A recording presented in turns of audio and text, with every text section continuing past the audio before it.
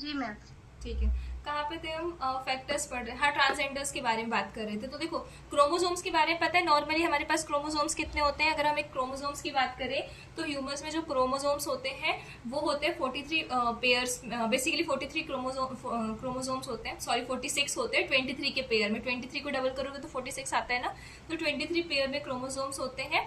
ठीक है, हर एक क्रोमोसोम पेयर में होता है, इसलिए होता है ना कि मेल्स और फीमेल्स से ही एक बेबी आएगा। उसका रीजन ये है कि मेल्स में 46 क्रोमोसोम है तो उसके आधे 23 आते हैं, और फीमेल्स में 46 है तो उसके आधे 23 आते हैं, और दोनों मिलकर वापस से 46 बनाते हैं।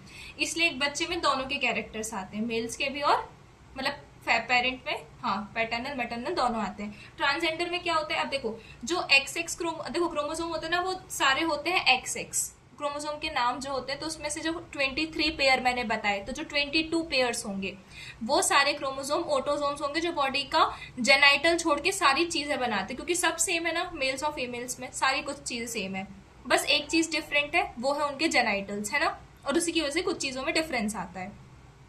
तो वो जो जेनाइटल्स बनाते हैं और मेल्स को फीमेल से डिफरेंट करते हैं वो कहलाते हैं सेक्स क्रोमोसोम्स, जो कि फीमेल्स में होते हैं दो, देखो दो क्रोमोसोम होंगे तो एक का नाम होता है एक्स, एक का नाम होता है वाई। तो फीमेल्स में होते हैं दोनों एक्स एक्स और मेल्स में होते हैं एक्स वाई। ठीक है, ये पता है क्रोमोसोम का कॉन्सेप्ट? ठीक है, तो फिर मुझे ज्यादा उसमें बताने की जरूरत नहीं है ना, अगर पता है तो ठीक है। तो होता क्या ट्रांसजेंडर, देखो अगर मेल होगा तो एक्स वाई होगा, फीमेल होगा तो एक्स एक्स होगी, पर ट्रांसजेंडर में क्या होता है एक्स एक्स वाई चला जाता है, मतलब यहाँ फीमेल भी आ गई मेल्स भी आ गया। ठीक है, तो वो उनके साथ क्या होता है, उनमें टेस्टोस्टेरोन बहुत ज्यादा होता है क्योंकि वाई क्रोमोसोम है इसलिए एडल्ट बनता है, पर एक्स क्रोमोसोम भी है तो एक्स भी कहाँ पीछे हटेगा, तो वो भी अपनी चीजें दिखाता है। जैसे उनमें देखा जाता है ब्रेस्ट का डेवलपमेंट, उनका जो चलना फिरना वो सब लड़कियों जैसा होता है, उसका रीजन ये है। चलो आगे बढ़ते हैं। Factors affecting meal planning, age sex हो गया। फिर एक्टिविटी लेवल की बात करते हैं तो सिडेंट्री मॉडरेट और हैवी वर्क्स, वही जो अभी हमने पिछली क्लास में बहुत ज्यादा डिटेल में पढ़ा था, है ना। फिर इनकम लेवल, अब एक्सप्लेनेशन देखें इन चीजों का, तो different people have different need, obviously सी बात। एग्जांपल ले लो, एक जो लेबर होगा उसको देखो लेबर जो है वो लोअर क्लास से बिलोंग कर रहा है ना, बट स्टिल उसको क्या करना है, ज्यादा खाना चाहिए, क्योंकि वो अगर एक मिडिल क्लास या हाई इनकम वाला ग्रुप भी है तो वहां पे इतना काम नहीं हो रहा जितना एक लेबर कर रहा है, इसलिए यहाँ पे हमें खाना ज्यादा देना पड़ेगा। तो अब हमारे पास दो टास्क आ गए, एक तो हमें कम पैसों में मील सेट करनी है कि वो उतना उस पर इंगेज भी हो पाए, और दूसरा क्या कि दूसरा हमको क्या करना है, ऐसी मील प्लान बनानी है जो उसके पैसों में आए और बहुत सारा वो, मतलब बेसिकली जो हमने लास्ट कैटेगरी पढ़ी थी ना कल, एक सेडेंट्री पढ़ी थी एक हैवी वर्क में पढ़ी थी, तो हाँ वो हैवी वर्क वाली कैलोरी हम यहाँ पर प्रोवाइड करेंगे। 2800 समथिंग, नहीं 900 समथिंग कैलोरी थी वो। ठीक है, इतना मोटा मोटा याद कर लेना तो भी चलेगा, मतलब इतना फिक्स अमाउंट भी नहीं याद करो, तो ऐसा याद कर लो कि 29,000 कैलोरी थी और इधर पे 2400 कैलोरी थी सेडेंट्री वाले में, ऐसे कुछ याद कर लोगे तो भी चल जाएगा। ठीक है, तो ये हमारा हो गया इसका एक्सप्लेनेशन। आगे देखें तो important question of planning meals से के पहले हमारे दिमाग में क्या क्या आ सकते हैं, तो हमें सोचना पड़ेगा कि हम किसके लिए प्लान कर रहे हैं, क्या न्यूट्रिएंट्स इंपॉर्टेंट है, कौन सा फूड हमें सिलेक्ट करना है, what should be the meal pattern, meal का पैटर्न क्या होना चाहिए, एनी स्पेशल कंसिडरेशन। अच्छा यहाँ पे एक चीज और मेरे माइंड में आई, देखो होगा क्या जो लोअर इनकम क्लास से होगा, जैसे अभी हमने लेबर की बात की, तो हमारे पास जो पेशेंट आएगा या जो आएगा डाइट बनाने के लिए, तो वो नॉर्मली या तो हाई मिडिल क्लास से होगा या तो मिडिल क्लास से होगा या तो अच्छे ग्रुप से होगा, बेसिकली इनकम में लोअर वाले नहीं आएंगे। तो फिर हमें कहाँ काम आएगा, देखो कल के दिन अगर हम किसी गवर्नमेंट यूनि उसमें काम करते हैं, जैसे किसी संस्था में काम करते हैं, एनजीओ में काम करते हैं, या खुद से ही हमें काम करना है, तो हम यहाँ पे ये सारी चीजें प्लान करेंगे। ठीक है, फिर whom we are planning for, तो अब we have to identify the person कि वो यंग है या ओल्ड है, मेल है या फीमेल है, उसका एक्टिविटी लेवल क्या है, इकोनॉमिक कंडीशन क्यों इंपॉर्टेंट है, क्योंकि इससे हम न्यूट्रिएंट पता कर पाएंगे और चूज कर पाएंगे कि क्या टाइप हमें यहाँ पे देना है और कितनी क्वांटिटी में देना है। प्लानिंग मील टाइम देखें तो अब हमें टाइमिंग भी यहाँ पे इंक्लूड करनी पड़ेगी, क्योंकि हर किसी का टाइम अलग होता है। जैसे अगर इसको ऐसे ले लो, कुछ लोगों की नाइट ड्यूटी होती है, तो वो तो दिन में सोएंगे तो रात में ही खाएंगे ना खाना, तो और ऐसे देखो चलो नाइट ड्यूटी में कुछ जाके वहां सो भी जाते, पर किसी को नाइट में ही वर्क करना है, या कुछ इंडिया में रह के फॉरेन कंपनी से एसोसिएटेड है तो उनका जो वर्क होता है वो नाइट टाइम पे ही होता है। उसका रीजन ये है नाइट टाइम पे वर्क होने का, क्योंकि वहां के टाइम पे मॉर्निंग हो रही होती है। ठीक है, चलो आगे देखते हैं nutrients required in adulthood. Basically ना मेरी भी एक क्लास चलती है, वो दुबई की बच्ची है जिसको मैं पढ़ा रही हूँ, तो उसी क्लास में 7 बजे लेती हूँ, पर दुबई का जो टाइमिंग है ना वो 1.5 घंटे इंडिया से पीछे चलता है, तो जब मैं यहाँ 7 बजे क्लास लेती हूँ उसके टाइम उधर पर 5:30 बज रहे होते हैं। ये एग्जाम्पल दिया, ठीक है। फिर आगे देखते हैं न्यूट्रिएंट रिक्वायर्ड इन एडल्टहुड। तो adult need nutrients mainly for अपनी बॉडी के फंक्शंस को मेंटेन करने के लिए।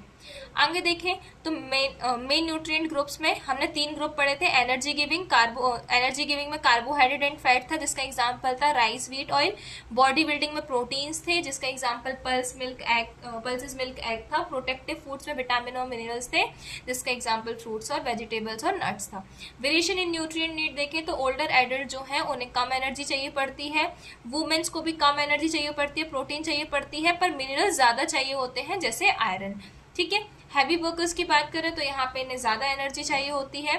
देखो यहाँ पे प्रोटीन कम लिखा है ना, पर एक चीज नोटिस करना, मतलब ज्यादातर ऐसे ग्रुप होते हैं ना हम अपने इंडिया में जो देखते हैं, उसमें हस्बैंड वाइफ है तो हस्बैंड पतला होगा और फीमेल जो है वो ज्यादा फैटी होगी, होता है ना ऐसा। तो बेसिकली यहाँ पे प्रोटीन की डिमांड फिर किसकी ज्यादा हो जाएगी? ऑब्वियसली फीमेल की, ठीक है। तो बॉडी बिल्ड पे डिपेंड करेगा। फिर हैवी वर्कर्स को ज्यादा एनर्जी चाहिए। अब यहाँ पे की पॉइंट क्या है कि protein requirement does not change much with activity. वही जो मैंने कल बहुत डीपली बताया था कि क्यों ऐसा होता है, एक्टिविटी के साथ प्रोटीन चेंज नहीं हो रहा।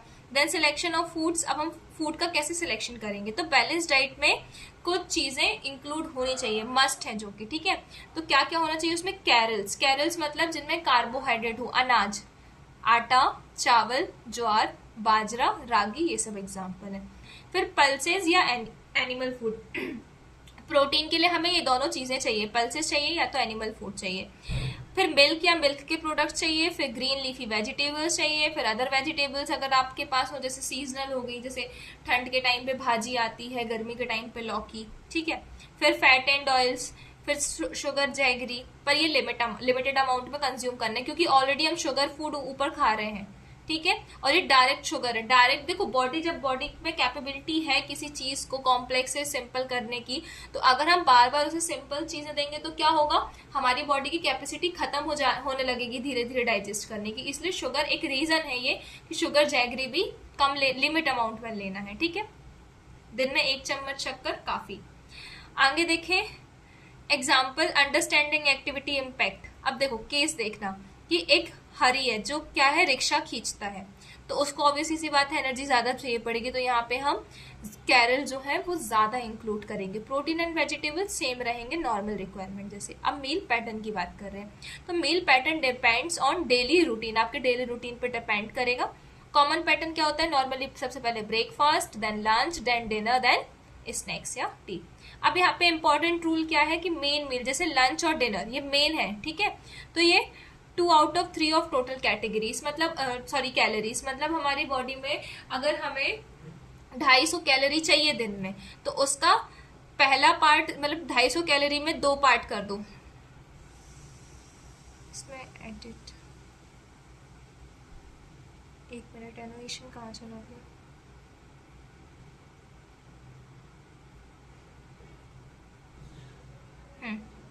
देखो जैसे अपन को चाहिए नॉर्मली कितनी कैलोरी, 2500 कैलोरी, ठीक है। अब इसके अपन 3 पार्ट्स कर देते हैं, तो 3 पार्ट्स मतलब डिवाइडेड बाय 3, तो कितना हो जाएगा? 3 8 जा 24, फिर 3 3 जा 9, उसके बाद फिर 3 3 जा 9, तो 833.33 समथिंग होगा। तो अपन मोटा मोटा राउंड फिगर में 833 ले लेते हैं, ठीक है। अभी जो 833 है, तो यहाँ पे 3 पार्ट बनेंगे 833 के, 833 833 833। तो इनका जो 2 अमाउंट है ये हम सिर्फ किस में ले लेते हैं? लंच और डिनर में। बाकी जो है वो हमारा किस में डिवाइड होता है? फिर ये फर्दर 2 चीज में डिवाइड हो जाता है, एक हमारा ब्रेकफास्ट में और एक हमारा स्नैक्स में। आया समझ में क्या बताया मैंने? कंफ्यूजन तो नहीं है मैथ्स में? मैथ्स में कंफ्यूजन तो नहीं है? ठीक है, आगे बढ़ते हैं। ठीक है, आगे बढ़ते हैं। अब बात करते हैं ब्रेकफास्ट स्नैक्स की। तो नॉर्मल सी बात है, 2/3 यहाँ पे चला गया, तो यहाँ पे सिर्फ 1/3 बचा होगा। पैक्ड लंच की बात करें जो कि बहुत इंपॉर्टेंट है, तो पैक्ड लंच जो है उसमें क्या क्या इंक्लूड होना चाहिए? Energy food, protein food, protective food.